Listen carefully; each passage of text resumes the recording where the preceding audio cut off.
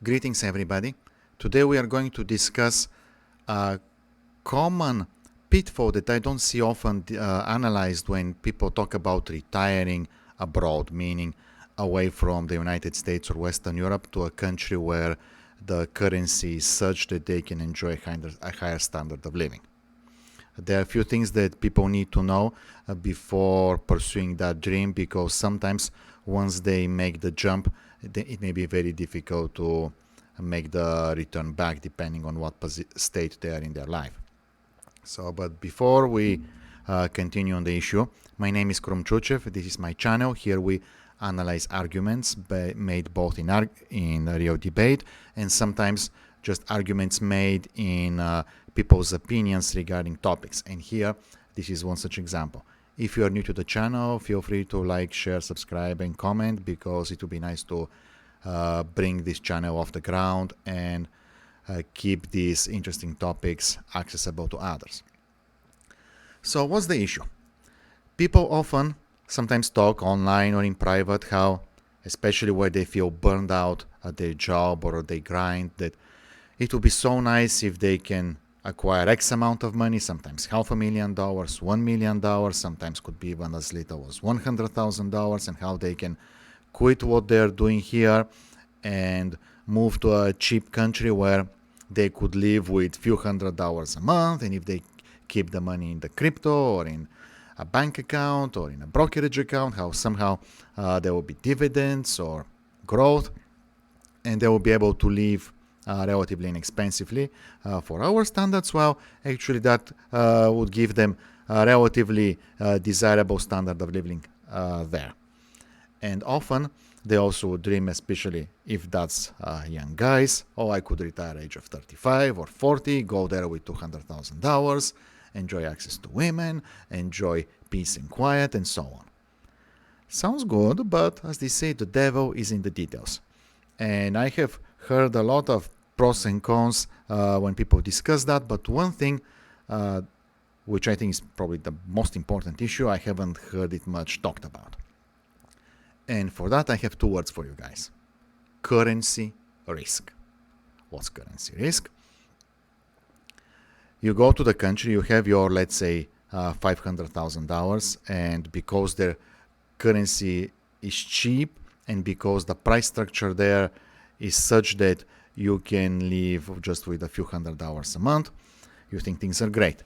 However, what happens if over time their economy changes and the standard of living goes up? I know such cases where in Eastern Europe, very late 80s, early 90s, like 1990, it was very attractive for people from the West, let's say Western Europe, to go and enjoy very cheap and kind of pleasant life in some of those places. But then these countries made it into the EU, and just within 10 years the prices went up probably tenfold. And now if you go to Eastern Europe, let's say if you're from America, you go to Eastern Europe, the costs there will be lower, but they will not be substantially lower to justify and make you feel like a king. You can no longer be average in the United States and go to the Balkans or to other countries in Eastern Europe and think that you are doing so well. You will be doing better, but the prices, let's say, if you go to a restaurant, to be 70% of what you would pay in the United States. So definitely not a place where you can go with a few $100,000 while you are relatively young, put it in the bank or in a brokerage account and think that you will do well. The other side of the currency risk is not only their currency can change and make cost of living there much more expensive, your currency can go down. And as we have seen recently with problems and concerns about run-up inflation both in the United States and Europe, $500,000 today may be much more than what $500,000 will be, let's say, 5-10 years ago. So you have two separate currencies, both of which must behave in the way in the long run, and that's, let's say, if you plan to retire at the age of 35 or 40, that could easily be 30 years ahead or 40 for you. Both currencies must behave and nothing funky should happen, and provided the unpredictability of currency markets and how even more probability things are likely to happen over a long period of time, you're putting yourself at the risk at one point to be stuck in a foreign country, haven't worked in a very long time, and be broke. And you may come back to your home country and then to find out that it may be difficult to start back with the gap of your resume and so on. So two separate currencies, each of which poses the risk to bring a change that will nullify your portfolio or bring it to a point that you will no longer be able to afford the standard of living you want. So that's the main risk. But what are the associated risks that come with it? One of which is loss of skill. Let's say you were doing okay, but it was a job that you hated. Finally, you sold everything. You moved to Southeast Asia or Eastern Europe, even though Eastern Europe is getting kind of expensive now for that. Prices go up, and it turns out you have spent 25 or 30 years and you're way outclassed and outskilled now at your field. You can't get back.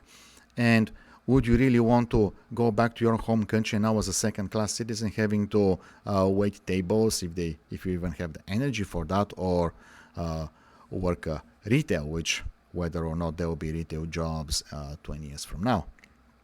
So you get yourself out of the game because you don't like what you're doing here.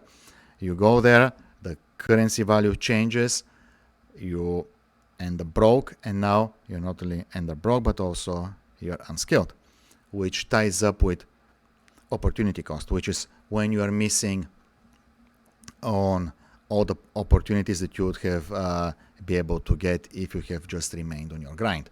Now, keep in mind, here we're talking about retiring to a foreign country, trying to exploit the currency differential. It is different from if you have a decent job that you can work online, so long as it is a job, not a hobby that pretends to be a job. Then yes, you may travel, you can be someplace else, and you still earn your money. You keep your skills, you keep your contacts, that's fine. But the trap of retiring, especially when you're young and you drop out of society and get yourself locked out of your assets once they evaporate due to currency changes, is a position that I would warn you not to get yourself into. And last but not least, I know it is usually men and guys who dream of that life, to quit the grind and go there. Keep in mind, is this really what you want from life?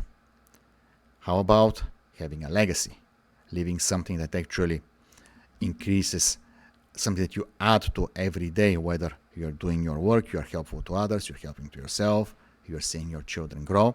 There is something that every day may appear better than the previous.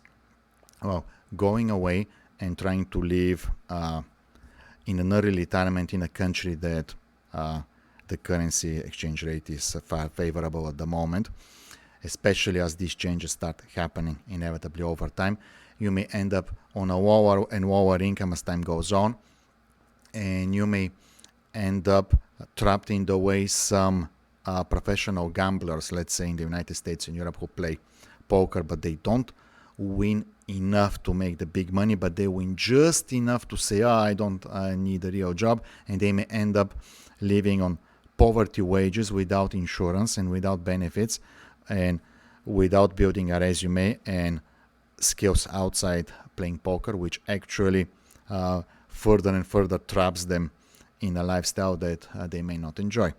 So with that regard, if you feel attracted to go abroad, to enjoy the currency differential and so on, maybe you should consider try but not buy approach, where you can take a long vacation if you can, get a sabbatical, or when you're between jobs, and I mean really between your jobs, you line up something, but it starts in 2 months, so you go to one of those, you enjoy it, you get it out of your system, and instead of dreaming forever about it, you can say, I went, I saw, but I know that those risks exist, and I have only one life. I can't reload from a prior save point if something wrong happens, so I would rather stay on my grind.